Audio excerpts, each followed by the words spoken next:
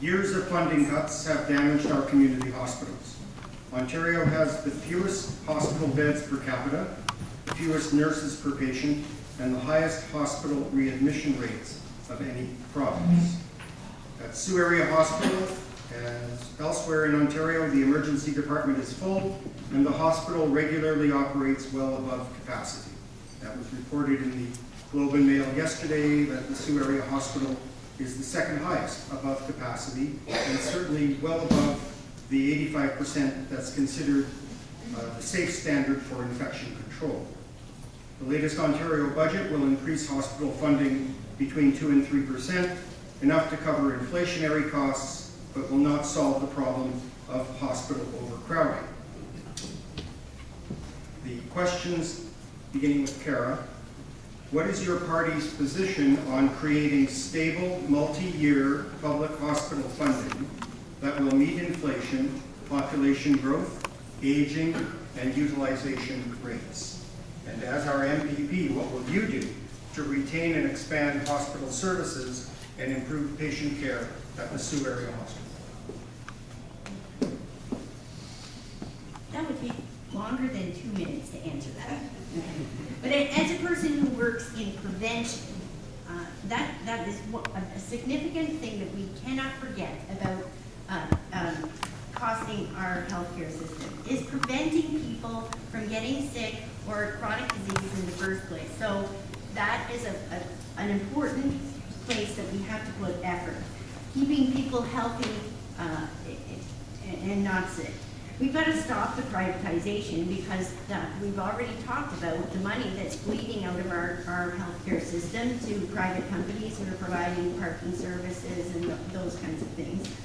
And again, you cannot fix what you don't measure. And so in looking at the entire system and looking for opportunities for improvement. Now, as a prevention person, I'm always concerned about infection control rates of hospital-acquired infections because that right there, those are surprises.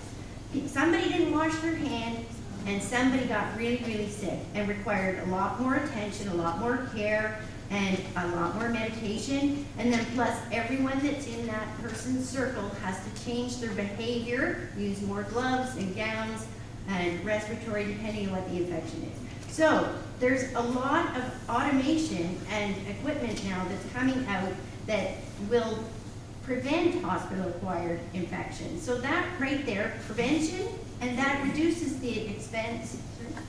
That reduces the expense of having to put out that fire, which is extremely expensive.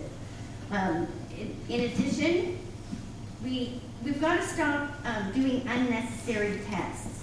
That's something that will go a long way as far as saving money, and reorganize the healthcare delivery to improve the wait times. That's an organizational thing. So lots of opportunities there. Thank you.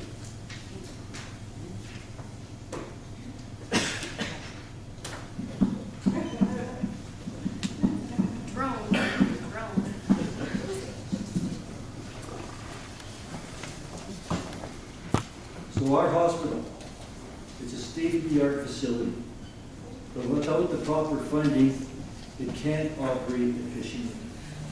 We're having difficulties retaining specialists, as we see today. And why is it when people need surgery, they get a plane ticket, not a surgeon? And our hospitals, they're always overcrowded. Our hospital's overcrowded, and in 2016, they reached over 100% occupancy in October, November, and December.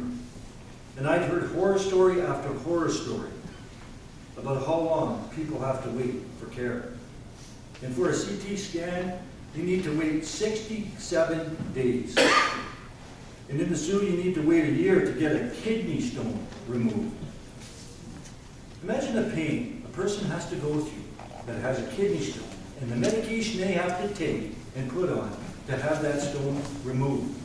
The length of time, a year, is way far too long, everybody. And the cost of hydro in the Sault Area Hospital is out of control. It's out of control. For 2011 to 2015, the electrical bill shot up by 45%. yet the consumption basically stayed the same. This is what over a decade of the Liberals in office has produced, and the Conservatives, they got the answer. And Mr. Romano's good friend, Patrick Brown, was a Harper Conservative at the time when the Harper government was starving the provinces of the healthcare funding. They're not telling us what their plans are for healthcare because it's more cuts and it's more layoffs. And I'm going to fight to ensure the hospital funding keeps pace with inflation, at the very least. Ending P3s will help achieve this. We'll ensure the hospitals are funded to meet local needs, and our hospitals have the resources to attract and maintain all the specialists. We'll stop laying off our hardworking nurses and frontline caregivers, and immediately institute a moratorium on layoffs. And of course, we'll make sure that once you leave the hospital, you won't need to empty your wallet to fill your prescription. We'll implement Canada's first truly universal pharmacare plan.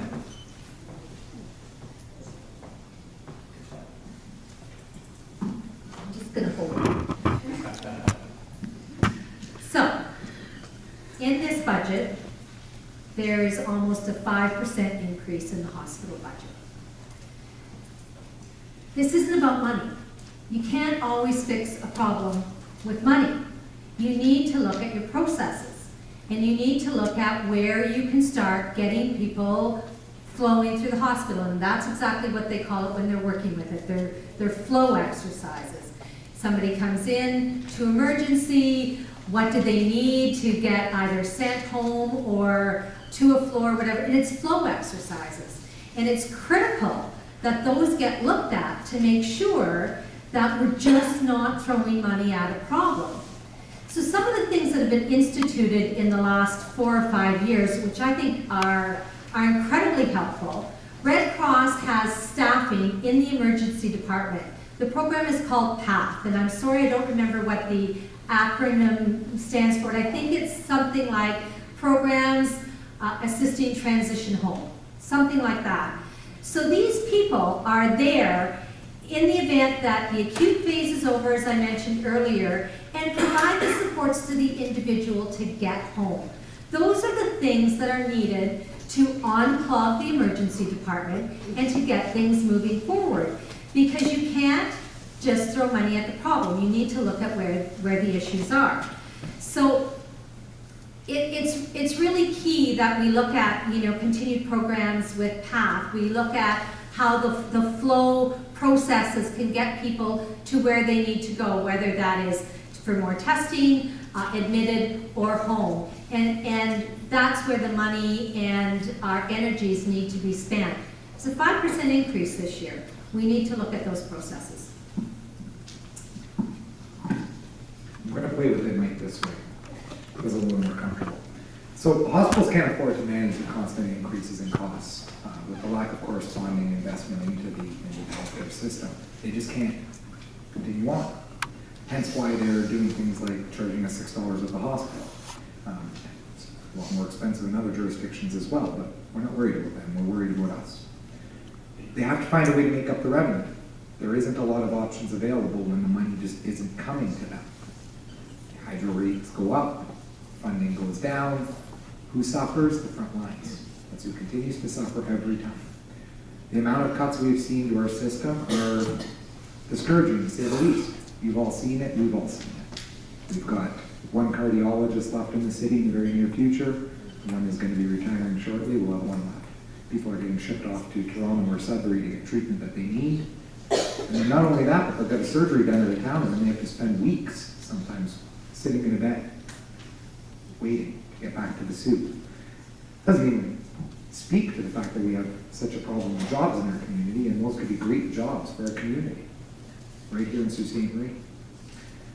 Our plan has been said over and over and over again, and just because somebody continues to tell you that there isn't one doesn't mean it's true. Let's not get confused by reality. Our plan is to invest in the front lines, where it matters the most. You've heard me say it a few times. Where do you want money put in? Where do you want to see it spent? We need more doctors. We need more nurses. We need more of the devices. That's what we need. That's where we're going to invest the money, where it matters the most. not on bureaucracy and red tape. Recently, just in the last little while, the government just hired 82 new executives. Yet in 2015, 1,600 nurses lost their jobs, 35 here alone in Sault Ste. Marie.